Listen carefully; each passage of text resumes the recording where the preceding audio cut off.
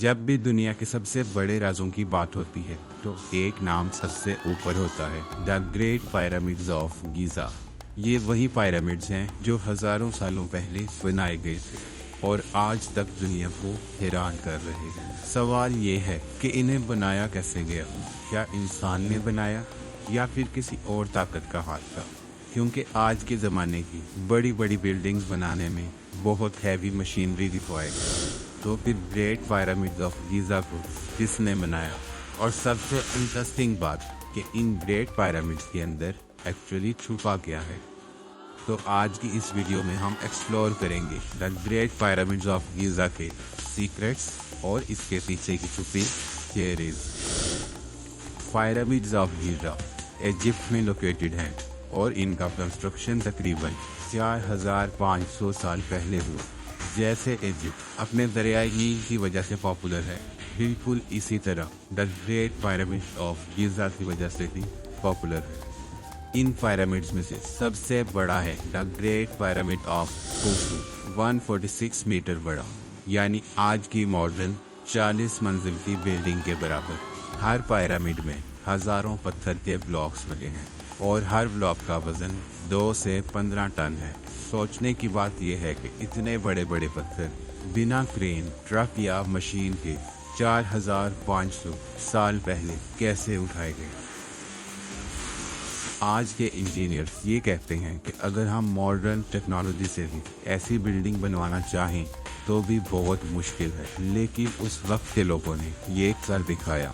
यहाँ तक कि पिरामिड्स के अंदर सीक्रेट पैसेजेस और चैम्बर्स भी बनाए गए जो आज तक पूरी तरह से एक्सप्लोर नहीं हो पाए। आपको ये जानकर हैरानी होगी कि आज तक किसी ने 100% कंफर्म नहीं किया कि आखिर ये पिरामिड्स बनाए कैसे गए। मुख्तलिफ तरह की थ्योरीज पेश तो की गई, लेकिन इसमें कितनी हकीकत है ये कोई नहीं जानता। कुछ लोगों का मानना है कि गुलामों ने बनाए हैं, लेकिन इसके सबूत बहुत कम हैं। एक थ्योरी ये भी है कि उन्होंने रैंप सिस्टम इंट्रोड्यूस किया था और उसके जरिए से हैवी पत्थरों को उठाकर ऊपर तक ले जाया गया। जबकि दूसरी तरफ कुछ लोग ये बिलीव करते हैं कि एंशिएंट इजिप्शियंस के पास कोई ना कोई ऐसी मॉडर्न टेक्नोलॉजी ज़रूर थी जो आज के दौर में भी तैयार नहीं की जा सकती। कोई ऐसी खास टेक्नोलॉजी जो आज की साइंस से भी बहुत आगे थी। अब बात करते हैं पिरामिड्स के अंदर छुपे कुछ सीक्रेट्स की। साइंटिस्ट ने एक स्पेशल टेक्नोलॉजी मून रेडियोग्राफी का यूज़ किया। इसमें उन्होंने अंदर के चैम्बर्स को स्कैन किया और उन्हें एक हिडन वॉइड मिला, एक ऐसा चैम्बर जो अब तक ओपन नहीं किया गया था और ना ही कोई इस तक पहुंच पाया। कुछ लोगों का मानना है कि इस चैम्बर में एंशिएंट ट्रेजर्स हो सकते हैं। कुछ कहते हैं कि पैराओ के हिडन टॉम्स हैं और कुछ मानते हैं कि वहाँ डेंजरस सीक्रेट्स या कर्स छुपे।